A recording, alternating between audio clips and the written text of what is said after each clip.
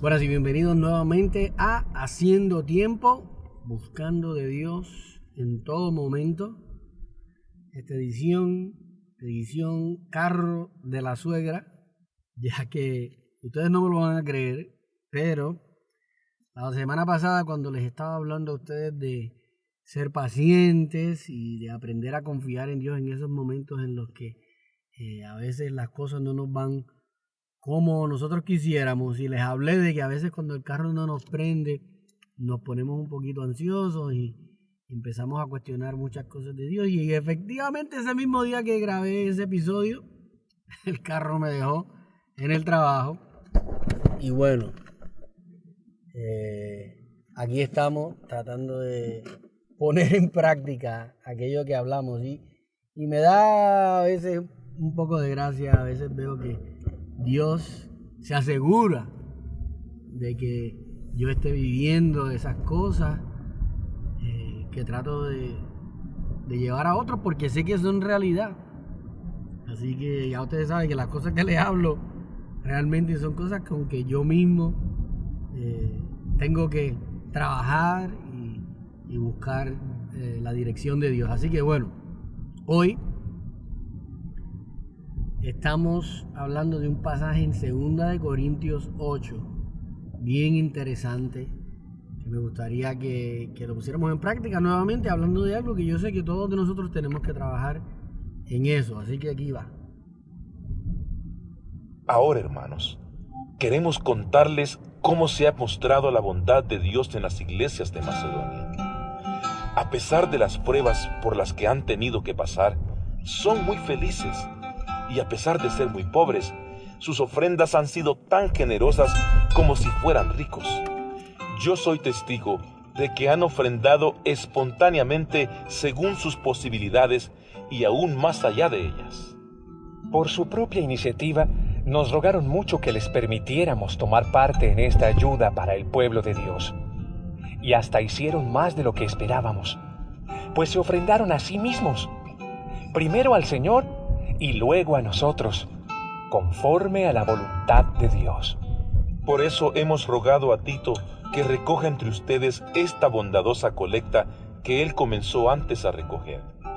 Pues ustedes, que sobresalen en todo, en fe, en facilidad de palabra, en conocimientos, en buena disposición para servir y en amor que aprendieron de nosotros, igualmente deben sobresalir en esta obra de caridad. Ok, voy a dejarlo ahí porque es que hay muchas cosas. Ese pasaje quizás lo podemos continuar en otra ocasión, pero aquí, mira, quiero resaltar 4 cosas que veo aquí de esta iglesia que Pablo nos está hablando, en la iglesia de Macedonia. Y nos dice primeramente que es una iglesia que es pobre.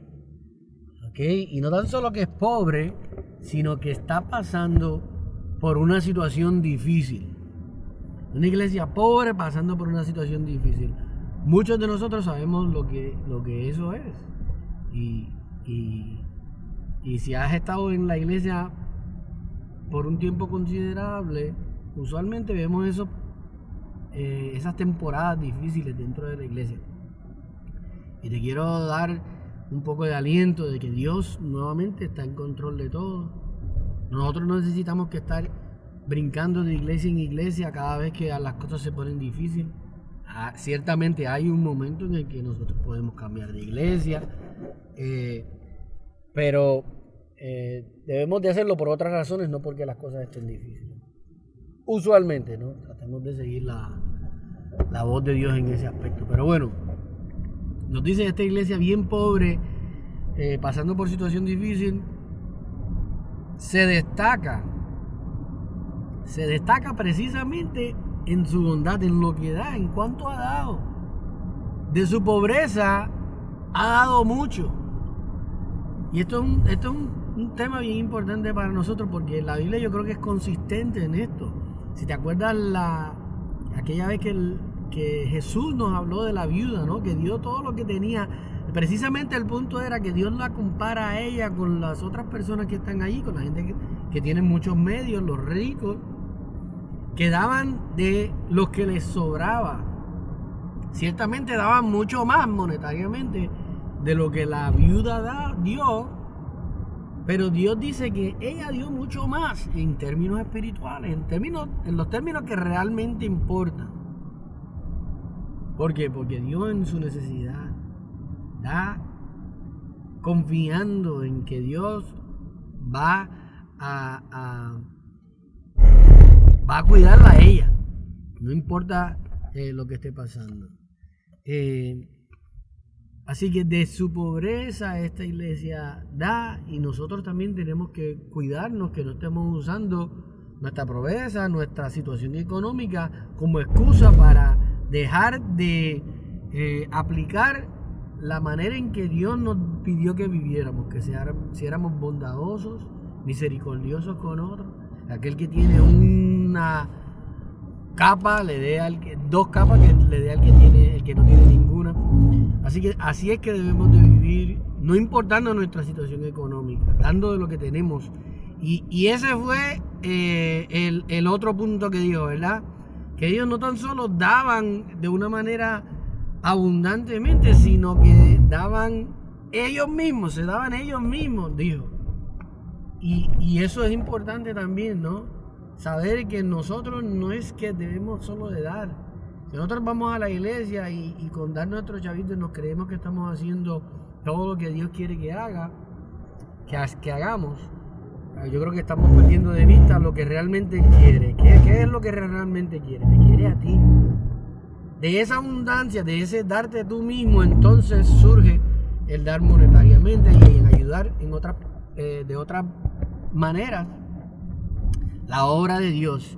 Y eso es otro punto bien importante, ¿verdad? Que es la obra de Dios, lo que ellos están queriendo ayudar. Fíjate que de la manera que escribe Pablo, aparentemente él les ha dicho, mira, ustedes no tienen que dar nada.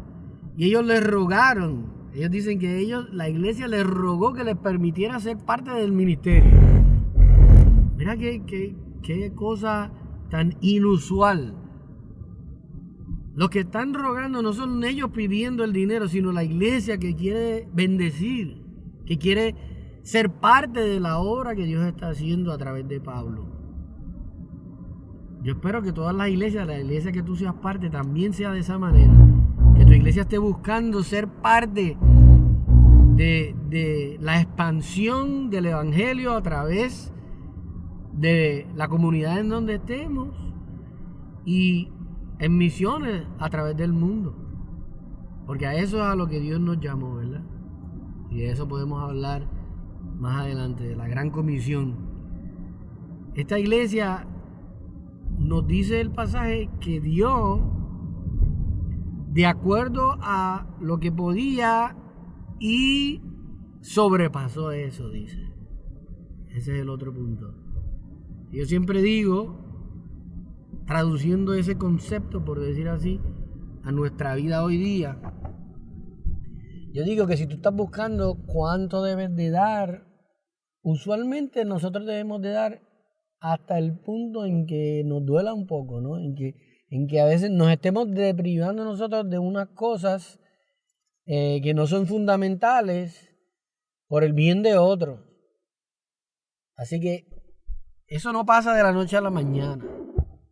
Eso requiere una visión del trabajo de Dios y del poder de Dios bien profunda, porque nosotros tenemos nuestras dudas en cuanto a las otras personas y a veces nos han fallado y esa confianza no está. Pero yo te invito a que busques nuevamente el paso que Dios quiere que dé nuevamente. Me encanta que yo pueda hablar fielmente acerca de este tema, porque yo no estoy pastoreando en ningún sitio y no estoy pidiendo para que den para mí, que es un trabajo bien, este mensaje es bien difícil para el pastor darlo, porque usualmente, como hay pastores por ahí que son charlatanes, que lo que buscan es dinero, es difícil, le han hecho eso, es difícil al pastor bueno, que como Pablo está hablándole, dándole este concepto que es para bendición de la gente, porque lógicamente ellos se benefician de esa bondad, pero va más allá de eso, ¿no? No estamos hablando simplemente de bondad en dar a la iglesia, sino de bondad en darnos a nosotros al trabajo de Dios.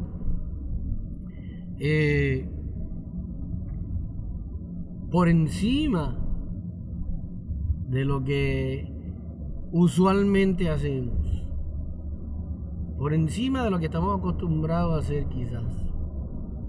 De esa manera, Pablo correctamente concluye ese pasaje que leímos, uniendo este trabajo de bendecir a otros y permitirles hacer el ministerio, lo une a todas las otras cosas buenas que debemos hacer.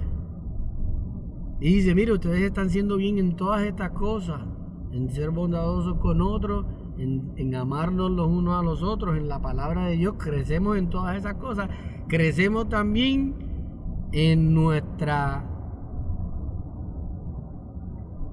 convicción de dar,